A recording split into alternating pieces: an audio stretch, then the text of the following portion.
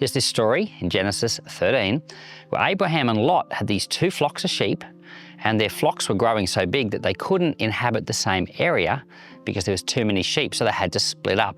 Well, we're here on Mount Archer, which is a big mountain right near the city of Rockhampton where we live, and that's Rockhampton down there.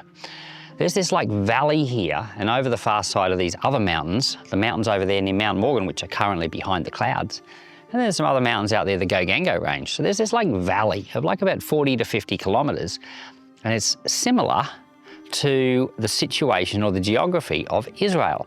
So they came to a spot, something like this, where they looked out over this huge valley and they had to decide who was going to go into which direction. So Lot looked around and decided where he thought the best pasture land was.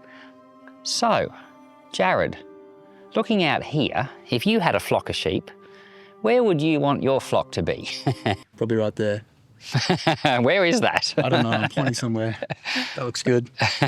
This general location. I reckon over there, where the river does that like S shape, and just on the other side of the S shape is a green patch. I'll take my sheep to the green patch. So when Abraham and Lot were there in the valley in Israel and they looked down, Abraham let Lot choose first.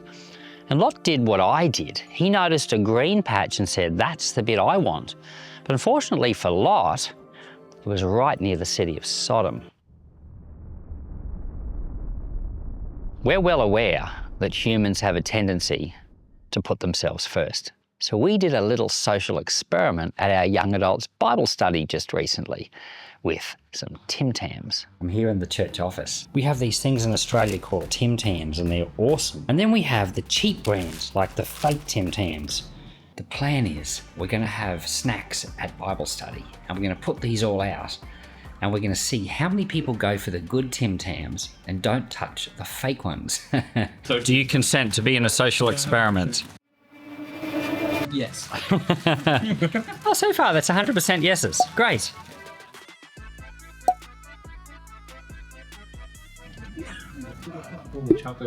There's a social experiment. One's Woolworths bread, one's Tim Tams, and a light bread.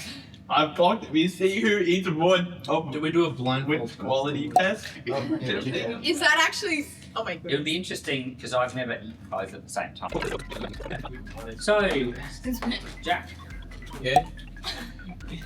Questions? Right.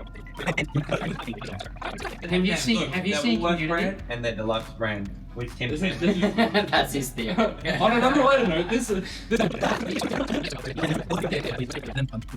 Culture, I'd bring like Paul probably. Paul like I think Apostle and you know. I think we have enough evidence. Do you want to zoom in on the evidence? Do you want me to eat more food? I told you. What a tragedy. Is it the Tim Tams? It is the Tim Tams. Yes, I clocked it from like 10 minutes in. Oh, I'm so good. I guess people are just, I don't know. If I already know That is what I would have done. Off-brand Tim Tams are garbage. I just had one earlier. They sucked anything. Yeah. Did you? Lot couldn't have known what the consequences of his choice were, because he's just a long way away looking down at a valley. How would he have known what would come of his choice? He didn't. Of course, when he got down there and he got to the proximity of Sodom and found out what they were really like, at that point, he could have said, oh, this was a bad choice. So he made a second bad choice. He chose to remain there. But even before that, just the choice to put himself first, this is a human tendency. It comes from sin.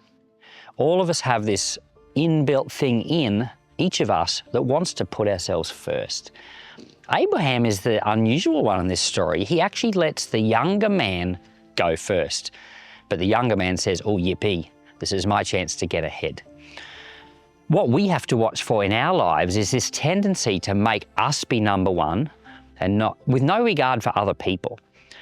Just like with Thanksgiving sales, just like it in Bible study, choosing the good Tim Tams, it's so in us, we don't even know that it's there.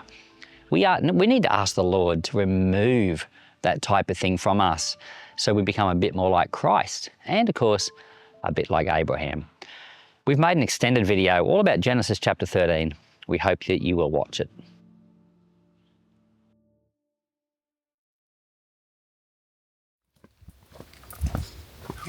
turkeys perched up there. Oh. Up in the tree.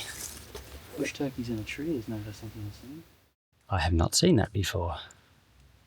How Australian.